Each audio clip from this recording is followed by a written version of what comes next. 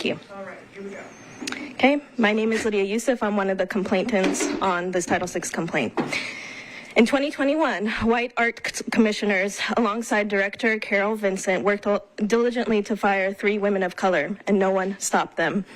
In 2022, Metro Legal hired Luther Wright to investigate claims of reverse racism and toxic work environment after a white Metro Health Department employee complained that Director Stephanie contributed to a letter on the effects of racism on BIPOC health, something that is scientifically proven and is a medical fact, but was debatable at the health department where we're standing here by white supremacists. White supremacists won, and Director Stephanie left, and the Bureau of Health Equity, funded by millions of federal dollars, went away and collapsed. We don't know where that money is. In 2022, also, Metro Legal illegally bypassed the democratically elected body to allow MNPD to purchase Fusus surveillance technology with our tax money. Finance helped cut that check.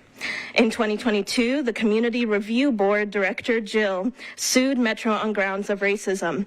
Another person of color working at a high level in Metro being discriminated against, and having not only that, but to spend the energy to fight against the government that should be working on behalf of the people. Now here we are, 6 months after the defunding of Thrive Artists, and both Metro Legal and Finance and the white commissioners are at it again. Commissioners claim they don't know whether Thrive Artists report or if it's gone to individuals before, even though at multiple commission meetings, Director Daniel Singh has corrected them on multiple points, but they continue to derail meetings. Finance is calling for an audit in which they've already drawn a conclusion without seeing the evidence, saying this brown man is incompetent. The work he has put into place is not sustainable for taxpayers, toxic work environment. All of this, as the great writer Toni Morrison said, is a distraction. White supremacists will keep moving the goalpost. Daniel Singh is not the problem. A brown man is not the problem. Tale as old as time, racism is the problem.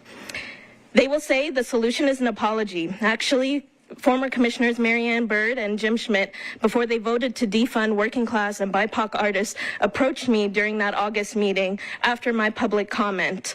And each of them gave me patronizing words like, wow, we love your work, would love to support, would love to be on this newsletter, and we should be funding organizations like yours. Why are you not applying for funding? Not even an hour later, they pulled to defund our organization on the basis of race, claiming they were confused, but they had multiple page scripts that they pulled out with awfully specific information. Janet Kurtz then approached me, another Metro Arts commissioner, even approached me and apologized in the hallway for defunding us and waited for my response back. I don't want the apologies. They will also come up and say a solution is another DEI roundtable, another disparity study, another trickle-down economic theory, which is what Thrive was. The idea that BIPOC artists have to work with white institutions in order to get Metro Arts funding. This was done before Daniel Singh, and that was the big shift this year. We don't want a plantation economy where diversity is that the masters are all English, the overlords are all Scottish, and the enslaved are all diverse African and indigenous peoples. We don't want white supremacy repackaged.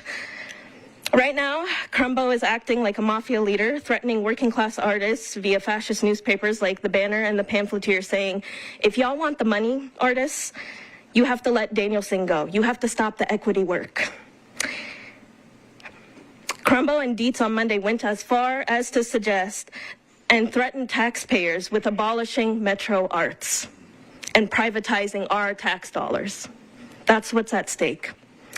There's a reason why Nazis marched freely and openly in Nashville, not in Atlanta or Houston or LA or Dearborn.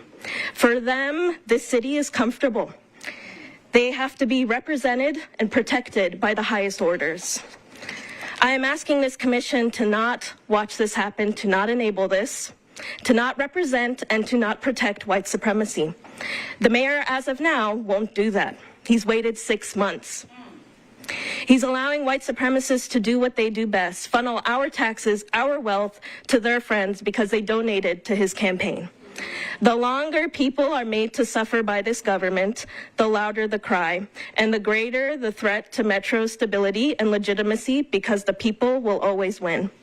MLK said, "The arc of the moral universe is long, but it bends towards justice." And I'm going to read Marlos Ivan's email to us at Arts Equity Nashville with his public comment. "The last Thrive event was a total debacle. To be railroaded and delayed as much as they were, to be given promises that were toyed with, modified, and taken away at the commissioner's will, and to be disregarded as we were was very detrimental to the arts community in Nashville. For instance, my project budget was slashed in half and was forced to slash the project in half in terms of crew, cast, vision, and the future.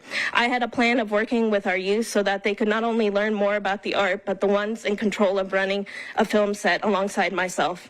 To provide these kids in the community an opportunity to do a project of this nature would have been culturally enriching for Nashville. Yet, the powers that be played with the funding and turned us all into victims. All of the artists also lost in the end. As far as we've come as a society, I now ask you, what will you do to rectify this injustice? Will you make it right, and how so? I ask you to be great moving forward and stop treating us as expendable. We are the fabric of Nashville. We are the bloodline."